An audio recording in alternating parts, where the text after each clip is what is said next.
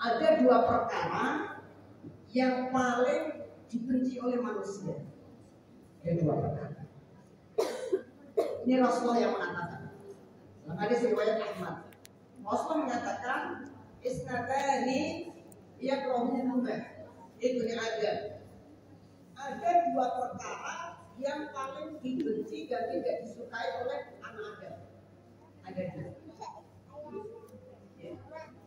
Ketika datang kepada anak Adam dua perkara ini, rata-rata orang lari dan tidak mau. Walaupun sebenarnya dua perkara ini bisa jadi ketika datang kepada dirinya akan mendatangkan kebaikan dan maslahat, menjauhkan dia dari keburukan. Apa kira-kira? Yang pertama kata Rasulullah, al-maut, yaitu kematian. Kematian itu kalau di dalam Al-Quran surat Al-Jumu'ah ayat yang ke-8 Allah menyampaikan, qul innal mauta allazi tafirruna minhu fa innahu mulaqikum. Mati itu kebanyakan orang tafirruna, lari, takut, tidak mau ditemui kematian. Fa innahu mulaqikum, akan tetapi kematian itu pasti akan menemui dia, walaupun dia nggak suka. Tidak ada orang yang lari dari kematian kemudian dia tidak pernah mati, tidak bisa. Tidak ada orang yang nggak suka mati kemudian dia nggak pengen mati, tidak bisa. Walaupun ia lari, walaupun dia nggak suka, fa innahu mulaqikum, kematian pasti akan mendatangi orang. Jadi yang tidak disukai oleh Quran yang pertama adalah mati atau al-maut kata Rasulullah. Walaupun tidak disukai, walaupun tidak didatangi, maka dia pasti akan datang. Kemudian khairul lil mu'min minal fitnah. Ternyata terkadang ada orang itu tidak suka kematian, tapi kematian itu lebih baik mendatanginya. Sebab kalau dia tidak mati, maka akan mendapatkan fitnah. Maka sebenarnya kematian itu kalau Allah sudah tentukan itu adalah kebaikan bagi dirinya.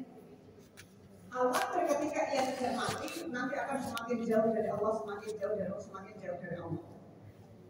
Sehingga akhir hayatnya subul khatimah. Jadi terkadang kematian itu dipuji oleh orang, tapi sebenarnya di balik kebenciannya itu sebenarnya Allah ini meletakkan kebaikan. Dia agar terhindar dari fitnah.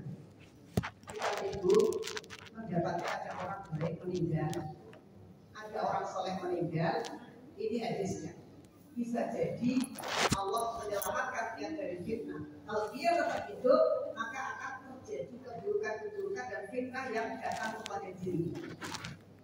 Berarti cintanya Allah memanggil duluan, diselamatkan oleh Allah agar tidak terkena fitnah.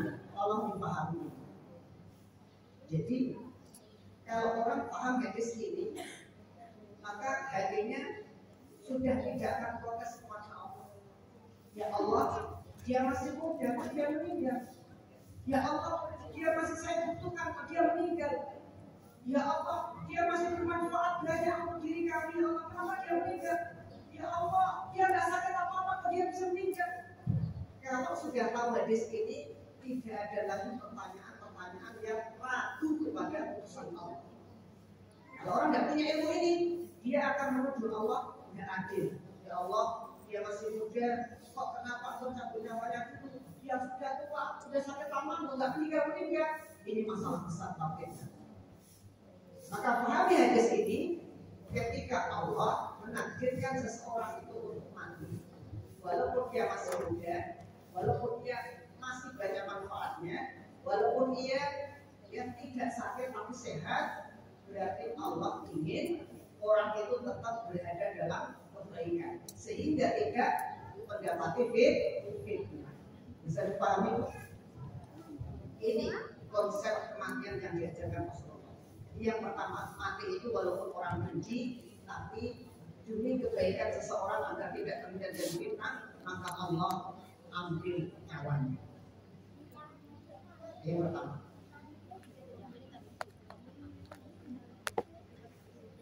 Atau mungkin bisa ibu-ibu ini suka suka didatangi kematian sekarang atau mati dulu? Jawabannya gimana? Rata-rata mati dulu. Ya, ini kita ngecek, karena ini Rasulullah yang bilang, ini benarnya kan? Sekarang nggak usah jauh-jauh, kita sendiri aja kira-kira. Atau minta kepada Allah, ya Allah jangan lama-lama saya di dunia ini, tidak bisa. Rata-rata orang itu memang jika dia didatangi kematian dia nggak suka. Yang paling tinggi manusia, yang disukai manusia, walaupun datangkan kebaikan yang pertama adalah maut. Kemudian yang kedua, qillatul mal, yaitu harta yang sedikit, miskin. Banyak orang yang nggak suka miskin, walaupun sudah tahu keutamaannya tadi.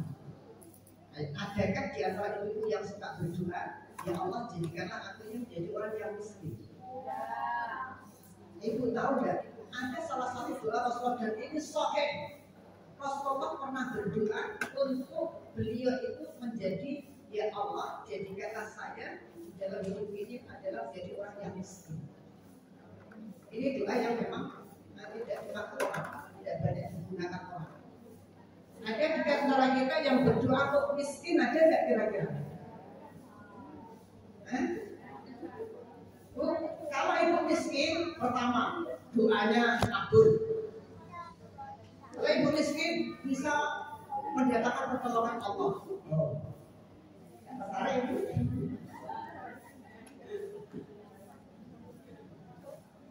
iya, doanya lebih mustajabah. Ya. Sholatnya, ikhlasnya bisa menolak bala. Orang miskin luar biasa. Ada lagi ketika Rasulullah ditanya oleh Aisyah, wahai Rasulullah kenapa kau berdoa demikian? Kenapa kira-kira?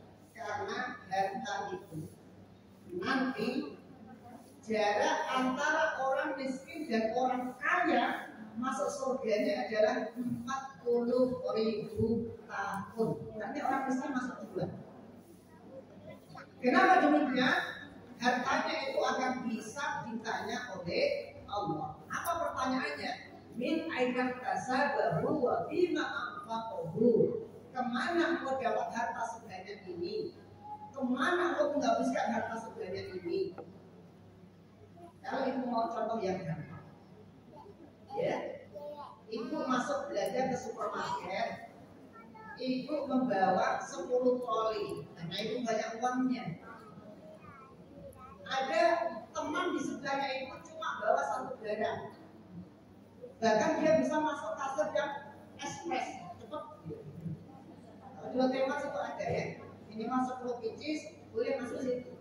Yang sudah lebih dari itu tidak boleh. Kira-kira duluan mana keluarnya dulu? Masuk supermarket. Yang 10 troli dengan hanya 1 biji barang. Yang 1 biji barang selesai, disetel, bayar, sudah selesai. Yang 10 troli lama sekali. Jadi pilih kaya atau pilih miskin?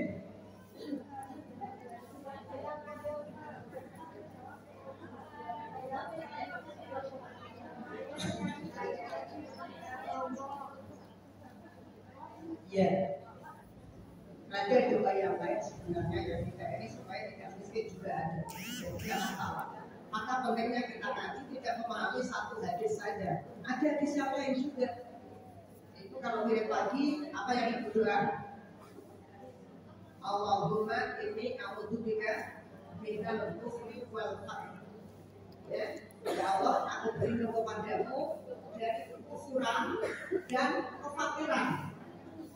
Kita juga disuruh berdoa agar gak miskin. Ternyata, ya, miskin itu maksudnya nggak usah kita minta, sebenarnya. Walaupun Rasulullah pernah mengamal itu, tapi para ulama mengatakan Rasulullah minta miskin itu dalam kategori agar bisa tawadhu dan tidak sombong. Itu aja sebenarnya para ulama mengatakan. Jadi apapun yang terjadi dalam diri kita, kalau kita ini sudah bekerja keras, sudah berdoa terus menerus, kok harta kita tidak banyak-banyak? Jawabannya tadi, berarti Allah takdirkan memang untuk menjadi orang yang qillatal mal, orang yang hartanya sedikit. Karena Allah ingin agar ibu tetap selamat dan baik agamanya, tidak rusak agamanya. Saya ulang, jika ibu sudah sungguh-sungguh bekerja keras, berdoa terus-menerus, bekerja sampai banting tulang, bahkan pagi, siang, sore, malam, tapi ibu tetap menjadi orang yang qillatal mal, malnya sedikit, hartanya sedikit, berarti Allah memang mentakdirkan ibu untuk menjadi orang yang qillatal mal, sedikit hartanya.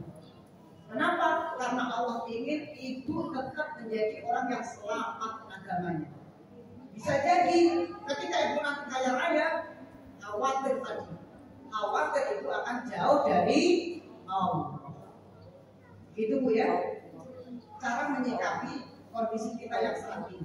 Apakah karena corona, apakah karena PHK, apa karena dagangannya bangkrut, apapun alasannya dan sebabnya, ketika memang Allah mentakdirkan kita setelah kita berjuang keras, ya, berdoa terus-menerus, kok kita tidak banyak harta, berarti Allah mentakdirkan kita dalam keadaan qillatal mal, tidak banyak harta. Bahasa lainnya miskin, tidak apa-apa. Ya, yang penting miskinnya hanya miskin harta, jangan sampai miskin hati, jangan miskin harta, boleh miskin hatimu jangan. Yang berikutnya,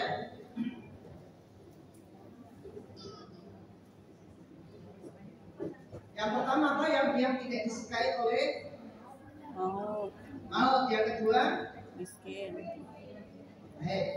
Ada hadis penutup.